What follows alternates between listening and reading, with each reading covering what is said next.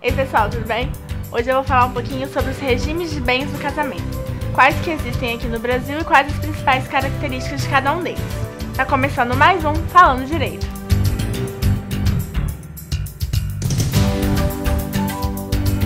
Atualmente, existem 4 regimes de bens do casamento: a comunhão parcial, a comunhão universal, a separação total e a participação final nos aquestos. E eu vou explicar um pouquinho sobre cada um deles. Mas por que a lei exige das pessoas a escolha de um regime de bens quando elas vão se casar?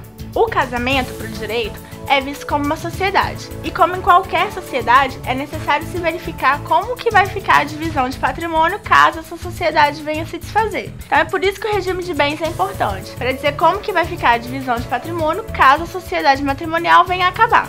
O primeiro deles é o regime de comunhão parcial.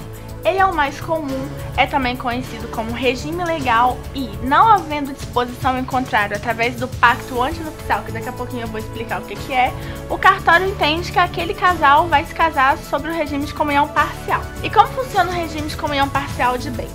Caso aquele casal venha se divorciar, o patrimônio que foi adquirido na constância do casamento vai ser dividido entre eles. E o que cada um tinha antes de se casar permanece sendo de cada um, sem precisar dividir. Tem uma curiosidade muito interessante com relação à herança e à doação. Mesmo que durante o casamento a pessoa receba a herança ou receba a doação e posteriormente venha se divorciar, esses valores não precisa dividir não. Esse aí é só de quem recebeu. O regime de comunhão universal de bens, como que funciona? Primeiro, para se casar nesse regime tem que ter o pacto antinupcial, que é uma declaração dizendo que o casamento vai se dar dessa forma. E o que acontece? Todos os bens, aqueles que foram adquiridos na constância do casamento, o que era do marido, o que é da esposa, havendo divórcio, vai ser tudo dividido entre eles.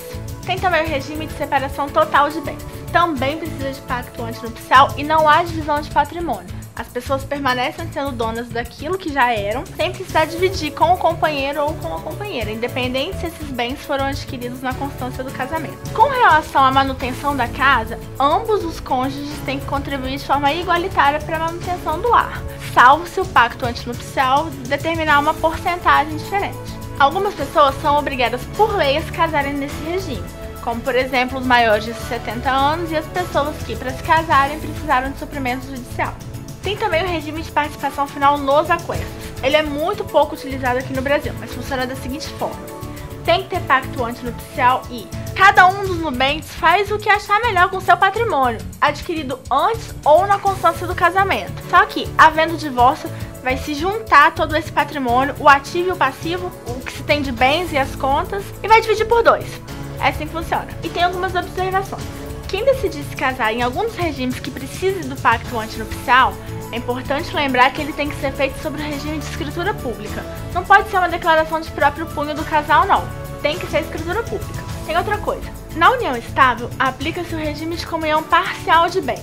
Por não ser um casamento, não há divórcio, e sim dissolução de união estável. Essas são as principais características dos 4 regimes de bens de casamento que existem aqui no Brasil.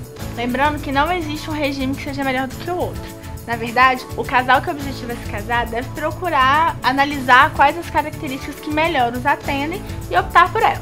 Qualquer dúvida ou sugestão eu estou disponível aqui nos comentários. Acessem também nosso canal no YouTube e curtam nossa página no Facebook. Tchau!